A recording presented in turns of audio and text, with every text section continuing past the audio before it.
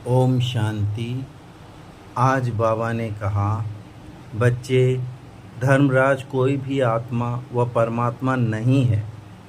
जिस तरह रावण 5 विकारों के रूप को कहा जाता है, इसी तरह हर आत्मा के किए गए पाप कर्म धर्मराज का रूप ले लेते हैं, जिस कारण पाप कर्म करने वाली आत्मा सजाओं का अनुभव करती है। बाप तो सभी बच्चों के लिए हमेशा कल्याणकारी रहता है, चाहे लौकिक हो चाहे अलौकिक। स्वयं द्वारा किए गए पाप कर्म सभी के आगे प्रत्यक्ष होंगे, पहले स्वयं के आगे, फिर अन्य आत्माओं के सामने, जिस कारण वह बाप के सहयोग का फायदा नहीं उठा पाते।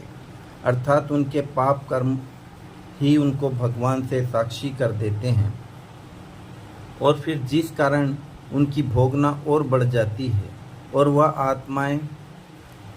वह आत्माएं होती हैं जो बाप के प्यार के आधार को छोड़ दूसरे आधार पर चलती हैं।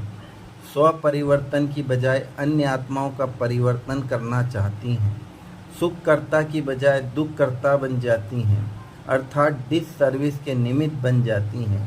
यही कर्म उनकी सजाओं के निमित्त बनते हैं, और यह कार्य अब शुरू हो चुका है।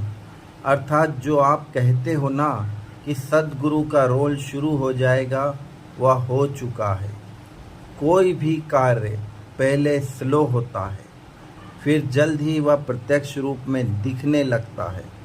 अष्टरत्न, 100 रत्न अर्थात सभी माला के दाने स्वयं के पुरुषार्थ अनुसार स्वयं ही प्रत्यक्ष होते हैं, जो कि सभी आत्माओं को मान्य होते हैं।